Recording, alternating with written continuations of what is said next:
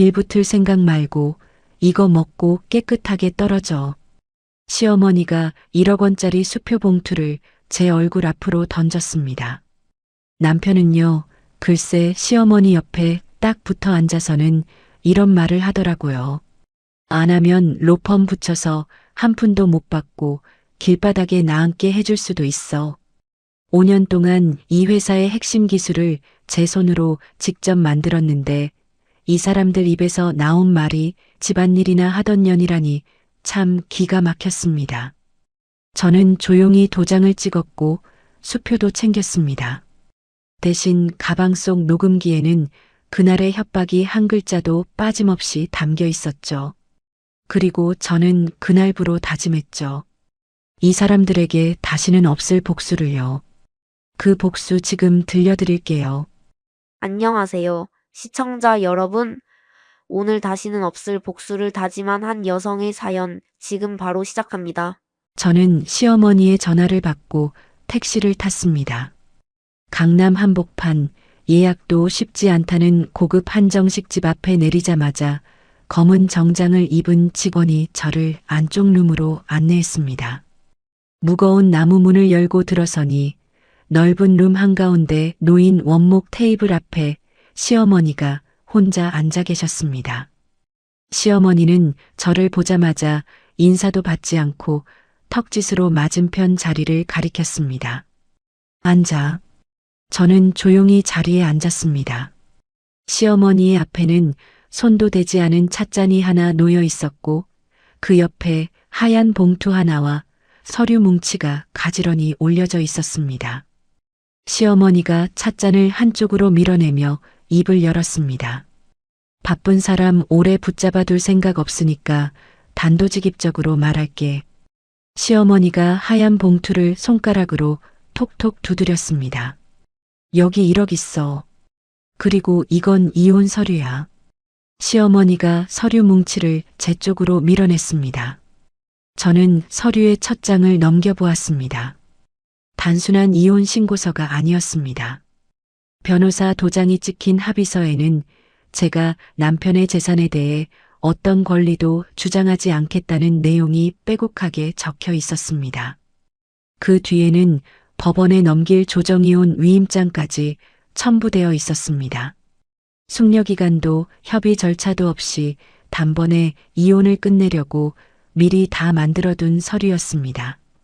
어머님, 이게 갑자기 무슨 말씀이세요? 시어머니가 팔짱을 끼며 고개를 뒤로 젖혔습니다. 갑자기는 무슨, 우리 경준이가 어제 대표됐잖아. 이제 경준이한테는 회사를 더 크게 키울 수 있는 사람이 필요해. 더 크게 키울 수 있는 사람이라뇨. 시어머니가 눈을 가늘게 뜨며 저를 위아래로 훑쳤습니다. 너도 알잖아. 지금 회사에 제일 큰 돈을 대고 있는 강 회장. 그 집 딸이 경준이를 좋아한다는 거. 둘이 결혼하면 투자금이 몇 배로 들어와. 회사가 완전히 달라진다고. 시어머니가 봉투를 집어 제 앞으로 툭 던졌습니다. 1억이면 너 혼자 먹고 살기에 충분하잖아. 빌붙을 생각 말고 이거 먹고 깨끗하게 떨어져. 저는 봉투를 내려다보았습니다. 손끝이 차가워지는 것을 느꼈지만 얼굴에는 아무런 표정도 올리지 않았습니다. 그때 룸문이 열리더니 남편 경준이가 들어왔습니다. 저는 경준이가 당연히 제 옆에 앉을 거라 생각했습니다. 하지만 경준이는 제 눈을 한번 피한 뒤 시어머니 옆 의자를 빼고 앉았습니다. 당신도 알고 있었어. 경준이가 넥타이 매듭을 고쳐 잡으며 대답했습니다. 알고 있었냐고 물을 게 아니라 서류를 봐. 강 회장 쪽에서 투자금을 3배로 올리겠다고 했어. 조건은 하나야. 내가 강 회장 딸과 결혼하는 거지. 그래서 나를 돈 주고 내보내겠다는 거야. 경준이가 테이블 위에 서류를 손가락으로 톡톡 쳤습니다. 회사를 생각하면 이게 맞아. 5년 동안 집안일 하느라 고생한 건 아는데 사업은 사업이야. 저는 경준이의 눈을 똑바로 들여다보았습니다. 집안일. 내가 5년 동안 한 게 집안일이었어. 그러면 뭐, 연구실에서 이것저것 만진 건 아는데 그건 보조 업무잖아. 핵심 기술은 연구팀이 개발한 거고. 시어머니가 경준이의 팔을 가볍게 치며 끼어들었습니다. 됐어. 길게 말할 것도 없잖아. 얘야, 순순히 도장 찍어. 괜히 질질 끌면 서로 보기 흉해지니까. 저는 입술을 꽉 다물었습니다. 5년 전 신혼집 작은 방 한쪽에 노트북 하나 놓고 밤새 설계도를 그리던 밤들이 떠올랐습니다. 시제품이 터질 때마다 손에 화상을 입으면서도 다시 납땜 인두를 잡았던 새벽들이 스쳐 지나갔습니다.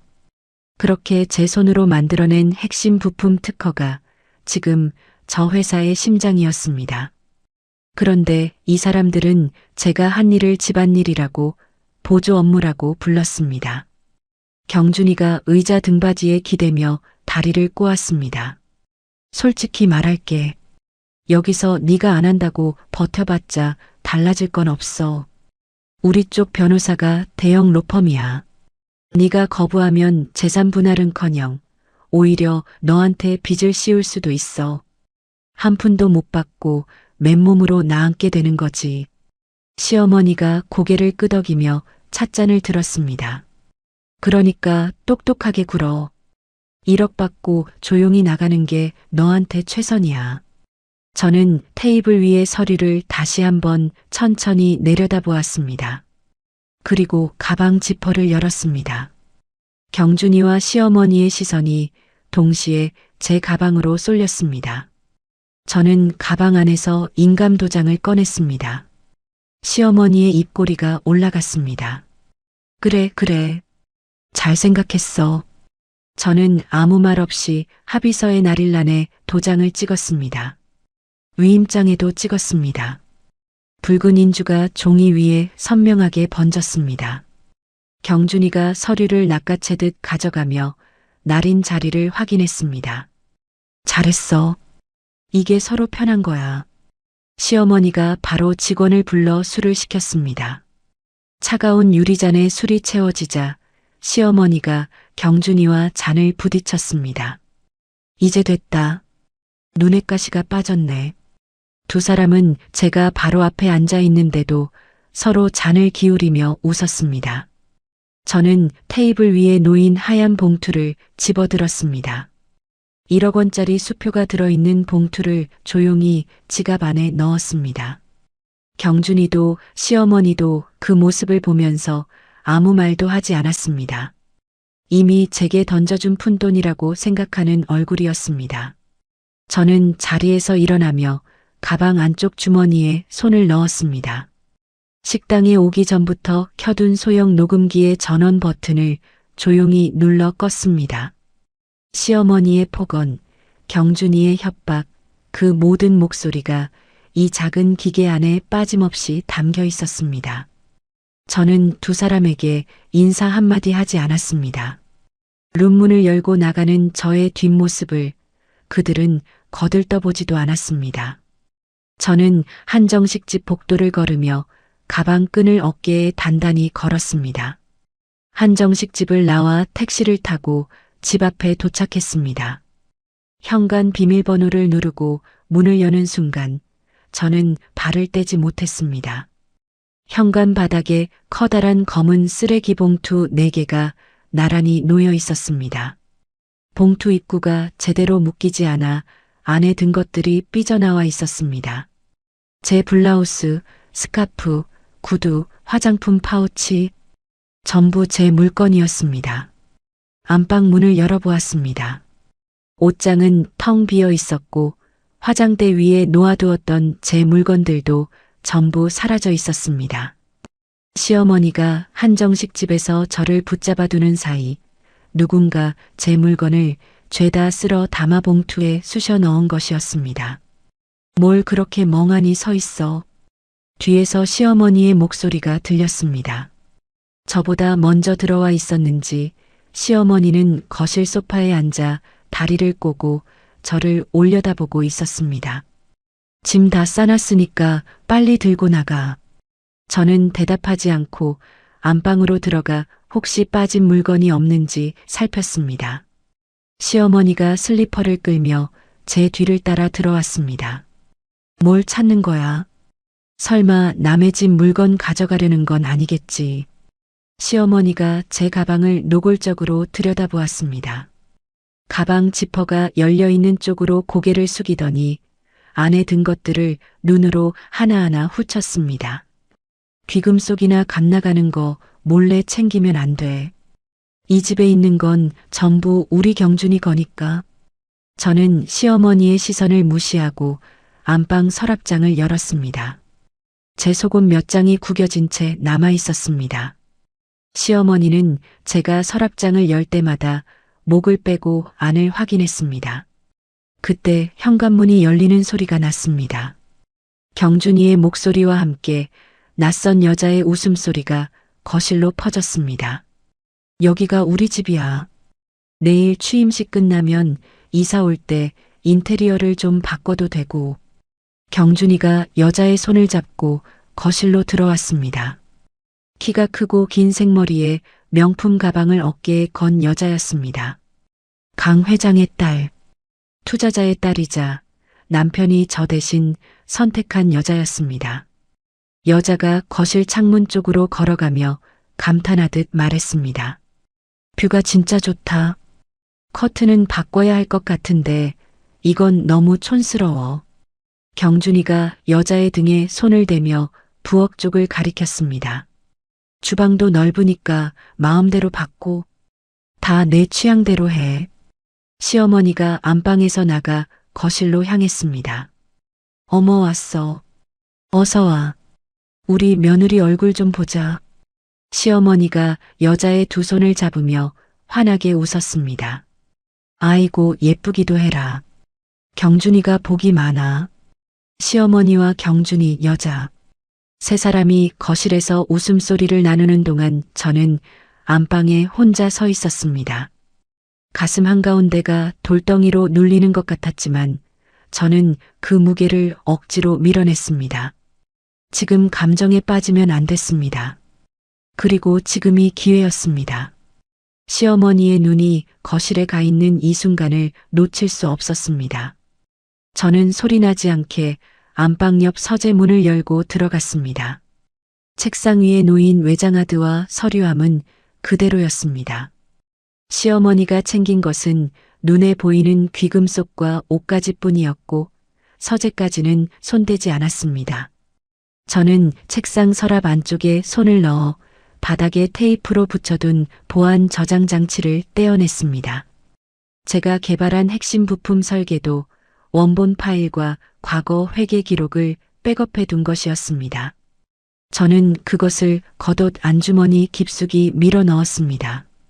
이어서 경준이의 책상 앞으로 갔습니다. 서랍을 열자 투명한 파일 한 묶음이 눈에 들어왔습니다. 고급 호텔 영수증, 명품 매장 결제 내역, 전부 회사 법인카드로 찍힌 것들이었습니다. 금액 하나하나가 수백만 원에서 수천만 원이었습니다. 저는 스마트폰을 꺼내 영수증을 한 장씩 펼쳐가며 촬영했습니다. 날짜, 금액, 가맹점 이름이 선명하게 찍히도록 조명 아래에서 각도를 잡았습니다. 12장의 영수증을 빠짐없이 찍고 스마트폰을 주머니에 넣었습니다. 거실에서 시어머니의 목소리가 들렸습니다. 경준아, 내일 취임식 때 입을 넥타이는 골랐어. 저는 서재 문을 조용히 열고 복도로 나왔습니다. 세 사람은 여전히 거실 소파에 모여 앉아 내일 취임식 이야기를 하고 있었습니다. 저를 신경 쓰는 사람은 아무도 없었습니다. 시어머니가 저를 발견하고 소파에서 일어났습니다. 아직도 안 나갔어. 빨리 안 나가고 뭘 꾸물거려. 시어머니가 제 등을 손바닥으로 밀었습니다. 어서 가. 더 볼 것도 없잖아. 저는 현관으로 걸어가 쓰레기 봉투 옆에 세워둔 캐리어 하나를 끌어냈습니다. 며칠 전 혹시 몰라 미리 싸둔 짐이었습니다. 시어머니가 현관문을 활짝 열어젖히며 말했습니다. 다신 이 집 비밀번호 누를 생각하지 마. 저는 뒤를 돌아보지 않고 현관을 나섰습니다. 엘리베이터 안에서 캐리어 손잡이를 잡은 제 손이 떨렸습니다. 하지만 떨리는 건 분함이 아니라 오늘 밤 안에 끝내야 할 일들이 머릿속에서 빠르게 돌아가고 있었기 때문이었습니다. 공항 근처 비즈니스 호텔에 방을 잡고 캐리어를 내려놓자마자 노트북을 켰습니다. 저는 미국 실리콘밸리의 대형 투자사 담당자에게 면담을 요청하는 메일을 보냈습니다. 제가 가진 원천 기술의 가치와 독립연구소 설립 계획을 간결하게 정리한 메일이었습니다. 메일을 보낸 직후 저는 전화기를 들어 두 통의 전화를 걸었습니다. 첫 번째는 평소 제 특허 관련 업무를 맡아주던 변리사에게였습니다. 내일 아침 9시 정각에 맞춰서 내용 증명을 보내주세요. 경준이 회사 앞으로요. 내용은 제가 지금 메일로 보내드리겠습니다. 두 번째 전화는 변호사에게였습니다. 내일 오전에 실행할 법적 절차들이 있습니다. 지금 바로 대리인 위임 계약을 진행하고 싶습니다. 두 사람 모두 비대면으로 계약을 마쳤습니다. 저는 노트북 화면 앞에 다시 앉았습니다. 경준이 회사의 연구소 서버에 접속했습니다. 핵심 기술이 담긴 데이터베이스의 관리자 화면이 떴습니다. 저는 비밀번호 변경 메뉴를 열어 기존 비밀번호를 제 개인 인증 없이는 절대 풀 수 없는 새로운 비밀번호로 바꿔 넣었습니다. 이 서버의 설계도 데이터는 이제 저 말고는 아무도 열어볼 수 없게 되었습니다. 저는 노트북을 닫고 스마트폰을 들었습니다. 경준이의 번호를 수신 차단 목록에 등록했습니다. 시어머니의 번호도 그 아래에 추가했습니다. 호텔 침대 위에 내일 아침 입을 옷을 꺼내놓고 캐리어 안의 짐을 다시 한번 점검했습니다. 여권, 보안 저장 장치, 노트북, 충전기. 빠진 것은 없었습니다. 새벽 6시에 눈을 떴습니다. 호텔 욕실에서 찬물로 세수를 하고 어젯밤 꺼내둔 옷으로 갈아입었습니다. 캐리어를 끌고 로비로 내려가 체크아웃을 마친 뒤 호텔 앞에서 공항 리무진 버스에 올라탔습니다. 인천공항에 도착하니 8시가 조금 넘어 있었습니다. 저는 출국 수속을 밟기 전에 공항 1층 은행 창구로 걸어갔습니다. 지갑에서 하얀 봉투를 꺼내 창구 직원에게 내밀었습니다. 이 수표를 제 개인 계좌로 입금해 주세요. 직원이 수표를 확인하고 입금 처리를 했습니다. 1억 원이 제 계좌에 찍히자마자 저는 스마트폰 뱅킹을 열어 그 돈을 전액 해외 계좌로 보냈습니다. 미국에서 바로 쓸 수 있도록 해외 체크카드와 연결해둔 계좌였습니다. 송금 완료 알림이 뜨는 것을 확인하고 스마트폰을 주머니에 넣었습니다. 시어머니가 제 얼굴에 던지듯 내민 그 돈이 이제 제 것이 되었습니다. 출국장으로 올라가는 에스컬레이터에 서서 시계를 보았습니다. 8시 47분. 9시까지 13분 남았습니다. 저는 3층 출국장에 도착해 탑승 수속줄에 섰습니다. 여권과 항공권을 카운터 직원에게 건네고 캐리어를 붙인 뒤 보안 검색대를 향해 걸었습니다. 스마트폰 화면에 9시 0분이 찍혔습니다. 지금 이 순간 한국에서는 제가 미리 짜둔 것들이 하나씩 움직이기 시작할 것이었습니다. 제 변리사가 경준이 회사 앞으로 내용 증명을 보내고 있을 시간이었습니다. 특허를 허락 없이 쓰고 있으니 당장 멈추라는 것, 그리고 그에 따른 손해배상을 청구한다는 내용이 담긴 서류였습니다. 같은 시각 제 변호사는 경준이 회사가 거래하던 해외 바이어 3곳의 한국 지사장들에게 연락을 하고 있을 것이었습니다. 경준이 회사는 제 특허를 더 이상 쓸 권한이 없으니 지금 맺어진 계약은 효력이 없다는 사실을 알리는 것이었습니다. 저는 보안 검색대를 통과하며 노트북을 꺼내 들었습니다. 경준이 회사의 사내 전산망 관리 화면에 접속했습니다. 연구원들에게 부여되어 있던 설계도, 열람 권한을 전부 삭제했습니다. 이제 회사 안에 누구도 제가 만든 핵심 기술 데이터를 열어볼 수 없게 되었습니다.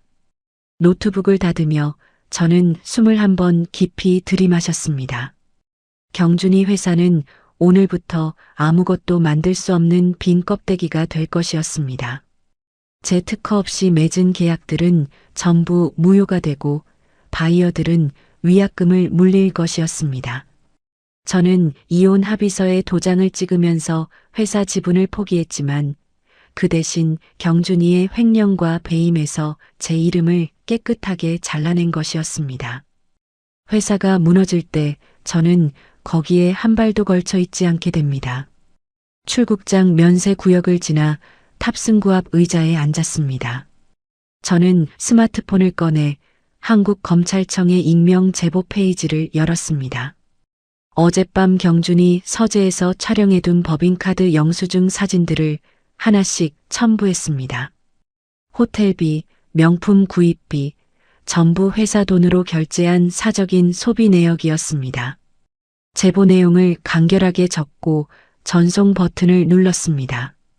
화면에 접수 완료 알림이 떴습니다. 저는 스마트폰 옆면의 작은 구멍에 핀을 꽂아 유심칩 트레이를 빼냈습니다.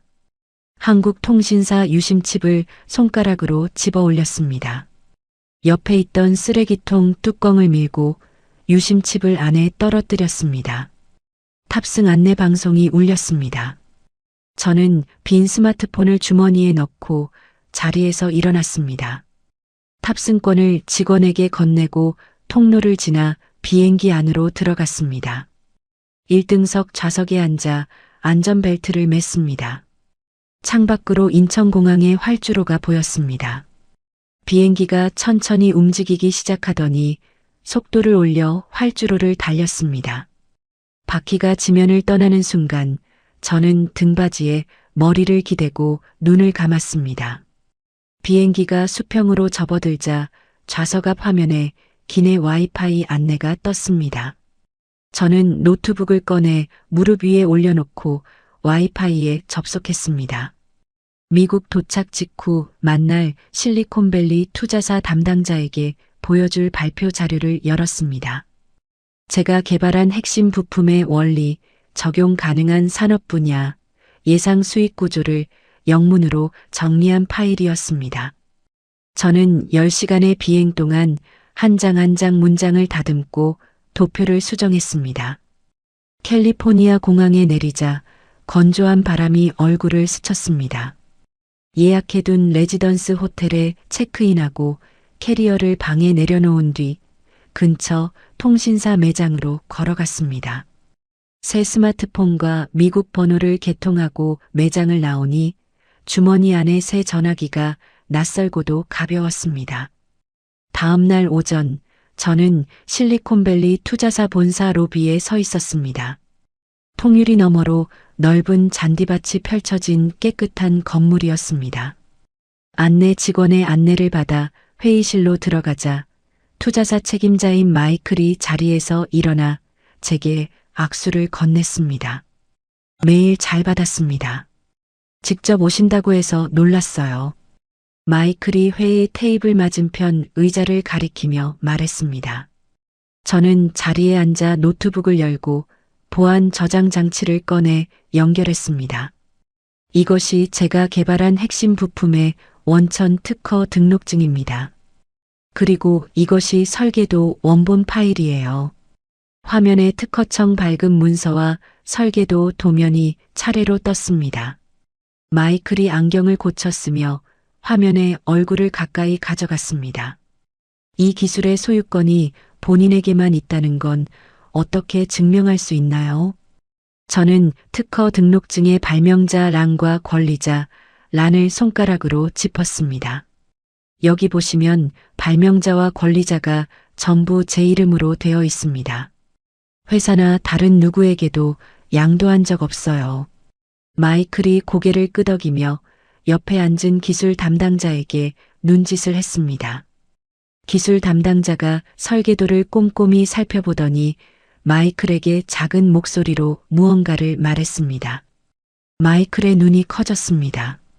솔직히 말씀드리면 이 정도 수준의 원천 기술을 개인이 가지고 있는 경우는 처음 봅니다. 마이클이 테이블 위에 팔꿈치를 올리고 몸을 앞으로 숙였습니다. 독립연구소를 세우겠다고 하셨죠. 저희가 설립 비용과 운영 자금을 지원하고 지분 투자를 하는 방식으로 함께 가고 싶습니다. 마이클이 서류 가방에서 계약서 한 부를 꺼내 테이블 위에 올려놓았습니다. 수백만 달러 규모입니다. 오늘 우선 가계약을 체결하고 세부 조건은 법률팀끼리 조율하는 걸로 하시죠. 마이클이 펜을 들어 계약서 맨 아래에 서명했습니다. 저도 펜을 받아 제 이름 석자를 적어 넣었습니다. 마이클이 자리에서 일어나 다시 한번 악수를 건넸습니다. 좋은 파트너가 되길 기대합니다. 호텔로 돌아온 저는 방 책상에 노트북을 펴고 의자에 앉았습니다. 한국 시간을 계산해 보니 내일 오후가 경준이의 대표 취임식이었습니다. 저는 한국에 있는 변호사에게 메일을 보냈습니다. 내일 취임식 시간에 맞춰 내용 증명 서류를 들고 행사장으로 가주세요. 바이어 지사장들에게도 같은 시간에 현장으로 와달라고 연락해 주시고요. 변호사에게서 10분 뒤 답장이 왔습니다. 내일 오후 3시 행사장 로비에서 지사장들과 합류하겠습니다. 저는 답장을 확인하고 메일함을 닫았습니다. 이어서 경준이 회사의 연구소 서버에 접속했습니다. 서버 접속 기록을 확인하니 오늘 하루 동안 연구팀에서 수십 차례 비밀번호 해제를 시도한 흔적이 남아 있었습니다. 전부 실패로 끝나 있었습니다. 저는 서버 메인 화면 설정 메뉴를 열었습니다. 내일 취임식이 진행되는 시간에 맞춰 서버에 접속하는 모든 컴퓨터에 경고 안내문이 자동으로 뜨도록 예약 설정을 걸어두었습니다. 특허권자 요청으로 인한 데이터 접근 영구 차단. 붉은 글씨로 작성한 안내문을 저장하고 확인 버튼을 눌렀습니다. 마지막으로 해외 바이어 3곳의 지사장들에게 보낼 메일을 작성했습니다. 제목은 계약 파기 최종 확인이었습니다. 본문에는 특허권자인 제가 사용 허가를 철회했으므로 경준이 회사와 맺은 모든 납품 계약이 더 이상 유효하지 않다는 내용을 적었습니다. 이 메일 역시 내일 오후 3시에 자동 발송되도록 예약을 걸었습니다. 경준이가 단상에 올라 마이크를 잡는 그 시각 바이어들에게는 계약 파기 메일이 도착하고 회사 서버에는 붉은 경고창이 뜨고 행사장 로비에는 내용 증명을 든 변호사가 나타날 것이었습니다. 저는 노트북을 닫고 의자 등받이에 몸을 기댔습니다. 내일 하루가 끝나면 경준이의 회사는 더 이상 서 있을 자리가 없을 것이었습니다. 한국 시간으로 오후 3시 경준이의 취임식이 시작되는 시간이었습니다. 저는 호텔방 책상 앞에 앉아 노트북을 열어두고 있었습니다. 서버 접속 기록 화면을 띄워놓고 시계를 보았습니다. 캘리포니아 시간으로는 아직 새벽이었지만 잠이 올 리가 없었습니다. 오후 3시 정각이 되자 서버 화면에 변화가 생겼습니다. 어젯밤 제가 예약해둔 붉은 경고 안내문이 활성화된 것이었습니다. 특허권자 요청으로 인한 데이터 접근 영구 차단. 이 문구가 지금 경준이 회사의 모든 컴퓨터 화면에 떠 있을 것이었습니다. 서버 접속 기록에 연구팀 계정의 접속 시도가 연달아 찍히기 시작했습니다. 3분 간격, 1분 간격, 30초 간격. 점점 빨라지고 있었습니다. 누군가 비밀번호를 바꿔가며 미친 듯이 서버를 뚫으려 하고 있었지만 접속 결과는 전부 빨간 글씨로 차단 표시가 떠 있었습니다. 3시 12분 메일함에 알림이 떴습니다. 해외 바이어 지사장 중 한 명에게서 온 회신이었습니다. 특허권자의 허가 철회를 확인했습니다. 해당 회사와의 모든 거래를 즉시 중단하며 계약 위반에 따른 위약금을 청구하겠습니다. 5분 뒤 나머지 두 곳에서도 같은 내용의 답장이 왔습니다. 3시 24분 한국의 변호사에게서 메일이 도착했습니다. 행사장 로비에서 지사장들과 합류 완료. 지금 들어갑니다. 저는 메일을 확인하고 화면을 내려다보았습니다. 이 순간 취임식장 안에서 어떤 일이 벌어지고 있을지 머릿속에 하나하나 그려졌습니다. 3시 41분 변호사에게서 두 번째 메일이 왔습니다. 내용 증명 전달 완료. 바이어 지사장들이 직접 계약 파기 의사를 현장에서 통보했습니다. 행사장이 큰 혼란에 빠져 있습니다. 최대 투자자인 강 회장이 대표의 멱살을 잡고 소리를 지르고 있습니다. 행사는 사실상 중단된 상태입니다. 저는 메일을 읽고 나서 의자 등받이에 등을 기댔습니다. 4시 7분 변호사의 세 번째 메일이 도착했습니다. 현장 정리 중입니다. 강 회장의 딸이 강 회장과 함께 행사장을 빠져나갔습니다. 대표는 단상 아래에 주저앉아 있었고 연구팀장이 뛰어들어와서 서버가 잠겼다고 보고하는 것을 들었습니다. 언론사 카메라가 여러 대 있었습니다. 저는 메일들을 차례로 다시 읽었습니다.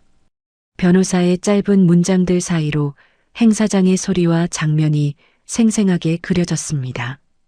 꽃향과 현수막으로 꾸민 화려한 단상 위에서 경준이가 바닥에 주저앉아 떨고 있는 모습, 강 회장이 시뻘건 얼굴로 경준이의 양복깃을 움켜쥐고 소리를 지르는 모습, 카메라 플래시가 터지는 가운데 투자자의 딸이 아버지 팔을 잡아 끌며 뒷문으로 사라지는 모습. 저는 노트북을 닫고 책상 서랍을 열었습니다.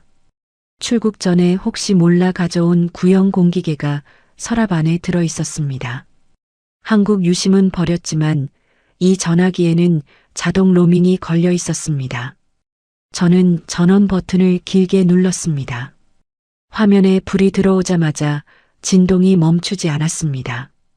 부재중 전화 알림이 화면을 가득 채우며 연달아 올라왔습니다. 시어머니 번호 38통, 경준이 번호 14통, 합쳐서 52통이었습니다. 문자 알림도 쏟아졌습니다. 저는 문자 목록을 위에서부터 천천히 내려보았습니다. 전부 시어머니가 보낸 것이었습니다. 얘야, 전화 좀 받아라. 내가 다 잘못했다. 오해였어.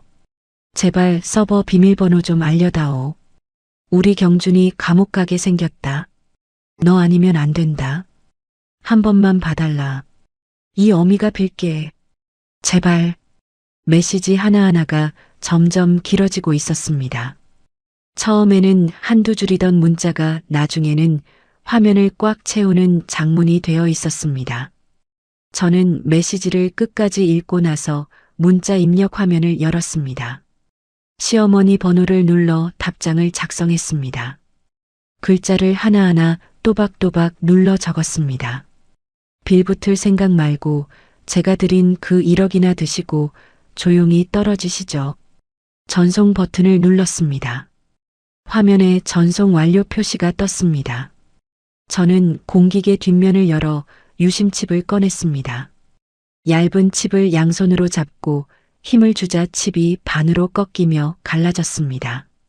부러진 조각 2개를 쓰레기통에 떨어뜨리고 공기계의 전원을 껐습니다. 저는 빈 전화기를 책상 위에 내려놓고 의자를 돌려 창문 쪽을 바라보았습니다. 캘리포니아의 이른 아침 햇살이 커튼 사이로 길게 들어오고 있었습니다. 캘리포니아의 아침은 조용했습니다. 호텔 방에서 커피를 내려 마시며 하루를 시작하는 것이 일주일째 제 일과가 되어 있었습니다. 투자사와의 본계약을 위한 서류 작업을 진행하면서 연구소 설립에 필요한 장소와 인력을 알아보고 있었습니다. 그날도 평소처럼 노트북을 열어 메일함을 확인하는데 한국 뉴스 알림이 화면 위쪽에 떴습니다. 저는 알림을 눌러 기사를 열었습니다. 제목을 보는 순간 커피잔을 든 손이 멈췄습니다. 벤처기업 핵심 기술 빼돌려 미국으로 도주, 전직 대표 아내 산업 스파이 혐의. 기사를 읽어 내려갔습니다. 경준이가 대형 로펌을 선임해서 저를 고소한 것이었습니다. 제가 회사의 핵심 기술을 훔쳐 미국으로 도망쳤다는 내용이었습니다. 기사 끝에는 경준이 측 변호사의 코멘트가 실려 있었습니다. 피고소인은 회사 서버에 불법 접근하여 핵심 데이터를 탈취한 뒤 해외로 도주했습니다. 현재 수사기관에 엄정한 처벌을 요청한 상태입니다. 저는 다른 기사들을 검색해 보았습니다. 포털 사이트 메인에 비슷한 제목의 기사가 줄줄이 올라와 있었습니다. 전부 같은 내용이었습니다. 저는 거액의 위자료를 뜯어냈고 회사 기술까지 빼돌려 해외 경쟁사로 넘기려 한 파렴치한 여자. 경준이가 돈을 뿌려 만들어낸 이야기가 사실처럼 포장되어 전국으로 퍼지고 있었습니다. 기사 아래 댓글창에는 저를 향한 욕설이 빼곡하게 달려 있었습니다. 읽을수록 손끝이 차가워졌지만 저는 댓글창을 닫고 다른 기사를 열었습니다. 시어머니의 인터뷰 영상이 올라와 있었습니다. 방송사 카메라 앞에서 시어머니가 눈물을 쏟아내고 있었습니다. 며느리가 제 목숨 같은 돈 1억을 강제로 빼앗아갔어요. 그것도 모자라서 우리 아들 회사까지 망쳐놨습니다.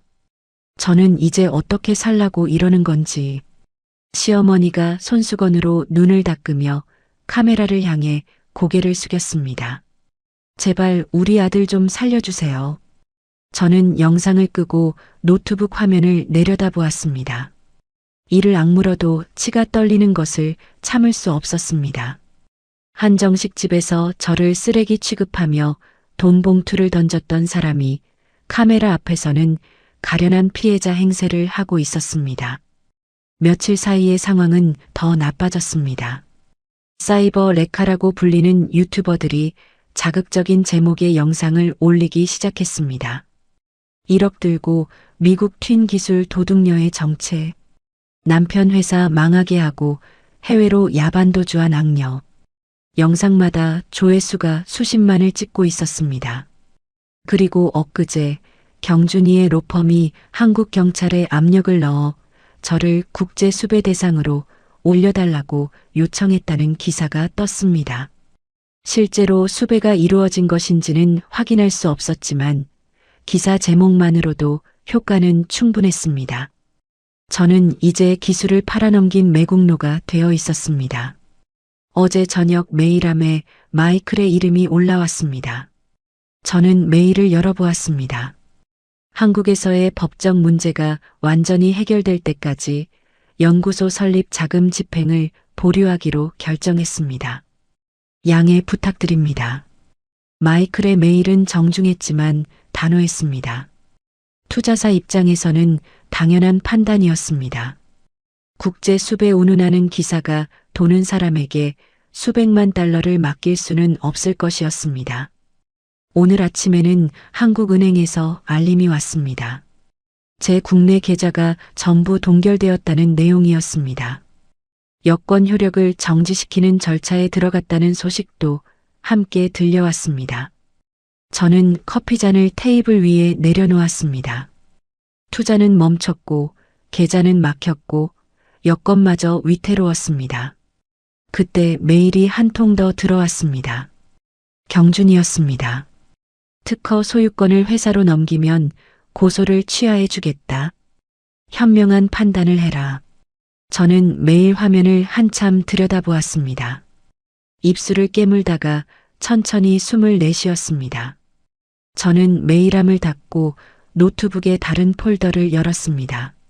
한정식 집에서 녹음한 음성 파일, 법인카드 횡령 영수증 사진, 설계도 개발 일지, 특허 등록 원본. 제가 수집해둔 증거 자료들이 폴더 안에 빈틈없이 정리되어 있었습니다. 경준이가 돈으로 산 기사, 시어머니가 카메라 앞에서 흘린 가짜 눈물. 거짓말을 거짓말로 반박해봤자 진흙탕 싸움이 될 뿐이었습니다.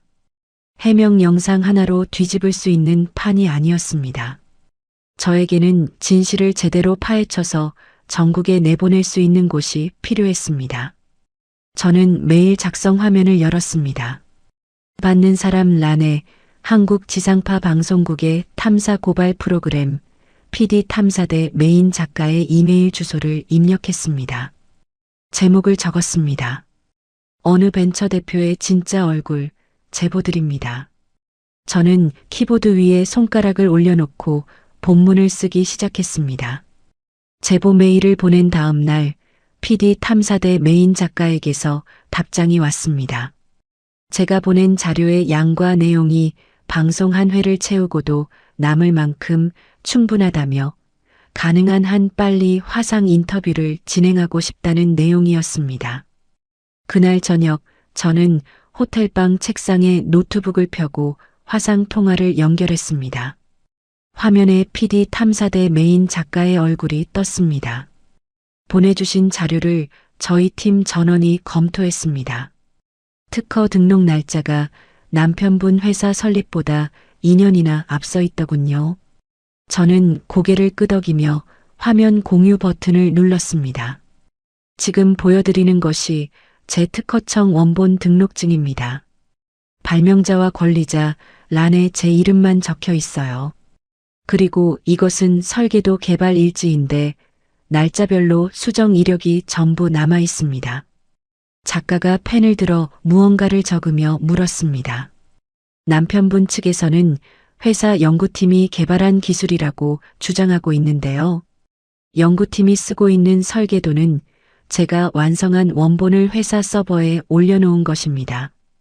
원본 파일의 생성 날짜와 제 개발 일지의 기록이 정확하게 일치해요. 작가가 화면을 가만히 들여다보다가 입을 열었습니다. 횡령 관련 자료도 보내주셨는데 이 부분도 방송에 쓸 수 있을까요? 전부 쓰셔도 됩니다. 저는 보안 저장 장치에 담아둔 파일들을 제작진 서버로 전송했습니다. 경준이가 회사 법인카드로 결제한 고급 호텔 영수증, 명품 매장 내역, 투자자의 딸에게 회사 돈으로 사준 고급 오피스텔 계약서, 억대에 달하는 유흥업소 결제 기록. 파일 하나하나가 서버로 넘어갈 때마다 작가의 표정이 굳어졌습니다. 이 정도면 횡령 금액이 수십억은 되겠군요. 네. 그리고 한 가지 더 있습니다. 저는 녹음 파일 하나를 재생했습니다. 한정식 집에서 시어머니가 내뱉었던 목소리가 스피커를 통해 흘러나왔습니다. 1억이면 너 혼자 먹고 살기에 충분하잖아. 빌붙을 생각 말고 이거 먹고 깨끗하게 떨어져. 이어서 경준이의 목소리가 이어졌습니다. 네가 거부하면 재산 분할은커녕 오히려 너한테 빚을 씌울 수도 있어. 한 푼도 못 받고 맨몸으로 나앉게 되는 거지. 작가가 펜을 내려놓으며 깊은 한숨을 쉬었습니다. 방송 앞에서 돈을 빼앗겼다고 우시던 분이 실제로는 돈을 던지며 쫓아낸 거였군요. 맞습니다. 그 녹음 파일도 방송에 전부 내보내셔도 됩니다. 화상 인터뷰는 2시간 넘게 이어졌습니다. 며칠 뒤 한국 시간으로 밤 9시 PD 탐사대 특집이 전국으로 방송되었습니다. 제목은 어느 벤처 대표의 두 얼굴, 누가 진짜 도둑인가였습니다. 저는 호텔방 노트북으로 실시간 방송 화면을 지켜보았습니다.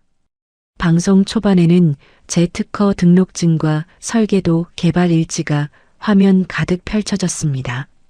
내레이터의 목소리가 깔렸습니다. 이 기술의 진짜 주인은 회사가 아닌 대표의 전 아내였습니다. 이어서 법인카드 영수증 사진들이 화면을 채웠습니다. 호텔비, 명품 구입비, 오피스텔 계약서, 유흥업소 결제 내역. 금액이 하나씩 자막으로 뜰 때마다 합산 금액이 늘어나 마지막에는 수십억 원이라는 숫자가 화면 한가운데 크게 박혔습니다. 그리고 결정타가 나왔습니다. 한정식 집 녹음 파일이 방송을 탔습니다. 시어머니의 목소리가 안방 TV를 통해 전국 수백만 가구에 울려 퍼진 것이었습니다. 방송이 끝나자마자 포털 사이트 실시간 검색어 1위에 경준이의 이름이 올라갔습니다. 며칠 전까지 저를 욕하던 댓글 창이 완전히 뒤집어져 있었습니다. 경준이와 시어머니를 향한 분노가 쏟아지고 있었습니다. 다음 날 아침 한국 뉴스 속보가 떴습니다. 검찰이 저에 대한 수사를 전면 중단했다는 내용이었습니다. 같은 날 오후 검찰 수사관들이 경준이 회사 본사 건물로 들어가는 장면이 뉴스에 잡혔습니다. 횡령과 배임 혐의로 회사 전체를 압수수색하는 것이었습니다. 그날 저녁 줄줄이 다른 소식이 쏟아졌습니다. 며칠 전 경준이의 허위 보도자료를 그대로 실어 나르던 언론사들이 기사를 삭제하고 정정문을 올리기 시작했습니다. 경준이의 변호를 맡았던 대형 로펌도 수임 계약을 끊고 손을 뗐다는 보도가 나왔습니다. 저녁 뉴스 속보 화면이 바뀌었습니다. 공항이었습니다. 경준이가 출국 심사대 앞에서 경찰에게 양팔을 잡힌 채 서 있었습니다. 횡령 증거를 없애고 해외로 도주하려다 붙잡힌 것이었습니다. 경준이의 양쪽 손목에 수갑이 채워지고 고개를 숙인 채 호송차에 오르는 모습이 카메라에 고스란히 찍혔습니다. 저는 노트북 화면을 가만히 바라보았습니다. 그때 메일 알림이 울렸습니다. 마이클이 보낸 메일이었습니다. 방송을 확인했습니다. 오해가 있었던 점 진심으로 사과드립니다. 보류했던 자금 1,000만 달러를 즉시 집행하겠습니다. 법인 계좌 정보를 보내주시면 오늘 중으로 송금 처리하겠습니다. 저는 메일을 읽고 나서 의자 등받이에 몸을 기댔습니다. 노트북 화면 한쪽에는 수갑을 찬 경준이의 뉴스 사진이, 다른 한쪽에는 마이클의 메일이 나란히 열려 있었습니다. 저는 천천히 손을 뻗어 마이클에게 답장을 쓰기 시작했습니다. 1년이 지났습니다. 한국 법원은 경준이에게 징역 8년을 선고했습니다. 수십억 원의 횡령과 배임, 저를 산업 스파이로 몰아간 거짓 고소, 언론에 허위 사실을 퍼뜨린 죄까지 전부 유죄였습니다. 법원은 경준이의 재산 대부분을 몰수했고 경준이는 교도소에서 작업복을 입고 하루하루를 보내는 신세가 되었습니다. 경준이가 그토록 자랑하던 벤처기업은 바이어들의 위약금 청구와 투자금 반환 소송을 버텨내지 못하고 문을 닫았습니다. 대표 취임식에서 화려한 꽃한 사이에 서 있던 그 회사는 이제 폐업 신고가 끝난 빈 사무실로 남아 있었습니다. 시어머니의 소식도 들려왔습니다. 경준이의 재판 비용과 밀려드는 빚을 막기 위해 시어머니는 평생 자랑하던 강남 아파트를 내놓아야 했습니다. 아파트며 금붙이며 전부 빚쟁이들 손으로 넘어갔습니다. 시어머니는 서울 외곽의 작은 월세방으로 쫓겨나갔고 새벽마다 손수레를 끌고 골목을 돌며 폐지를 줍고 있다는 이야기가 들려왔습니다. 한정식 집에서 1억짜리 봉투를 던지며 눈엣 가시라고 불렀던 그 사람의 끝이었습니다. 투자자의 딸도 무사하지 못했습니다. 경준이가 회사 돈으로 사준 오피스텔이 문제가 되어 공범으로 재판에 넘겨졌습니다. 집행유예를 선고받았지만 강 회장은 가문의 먹칠을 했다며 딸과 인연을 끊어버렸습니다. 취임식 날 맨 앞줄 한가운데 앉아 새 안주인 행세를 하던 그 여자는 아무도 모르는 곳으로 자취를 감췄습니다. 저는 그 모든 소식을 캘리포니아의 제 사무실에서 들었습니다. 마이클이 보내준 1,000만 달러로 세운 저의 부품 솔루션 기업은 1년 만에 미국 업계에서 손꼽히는 회사로 자리를 잡았습니다. 제가 가진 원천 특허를 기반으로 만든 제품들이 미국과 유럽의 대형 기업들과 잇따라 계약을 맺었고 직원 수는 15명에서 200명으로 늘었습니다. 2달 전 미국의 경제 잡지 포브스에서 연락이 왔습니다. 올해 주목해야 할 글로벌 여성 경영인 명단에 제 이름을 올리고 싶다는 것이었습니다. 인터뷰를 마치고 나서 잡지가 나오던 날 서점 진열대에 꽂힌 표지를 보았습니다. 제 얼굴 옆에 제 이름 석자가 선명하게 박혀 있었습니다. 누구의 아내도 누구의 며느리도 아닌 이름이었습니다.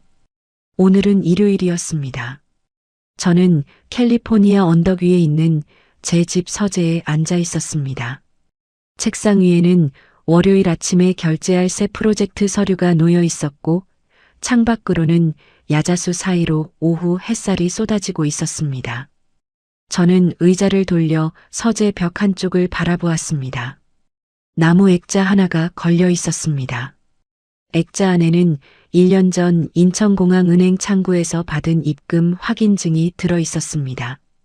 1억 원 입금 완료. 시어머니가 저를 쫓아내기 위해 던진 돈이었습니다.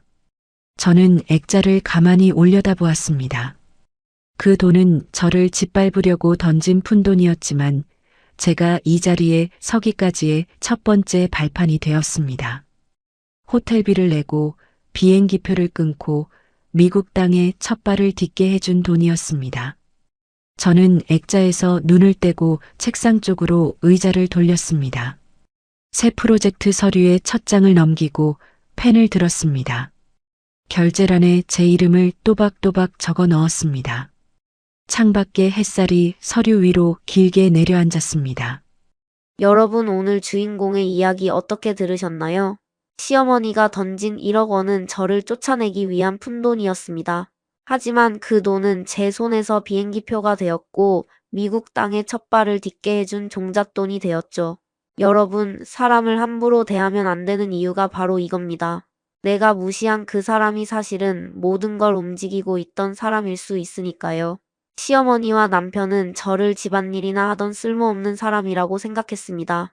그런데 정작 회사의 심장을 만든 건 그 쓸모없다던 사람이었고 그 심장이 빠지니까 회사가 하루아침에 무너져 내렸죠. 돈으로 사람을 내쫓을 수 있다고 생각했던 시어머니는 결국 그 돈보다 훨씬 큰 것을 잃었습니다.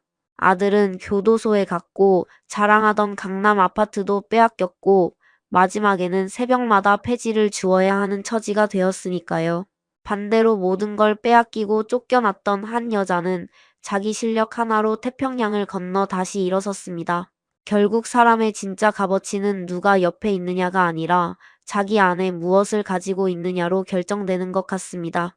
이야기를 끝까지 들어주신 분이 계시다면 잘 들었다고 댓글 하나만 남겨주세요.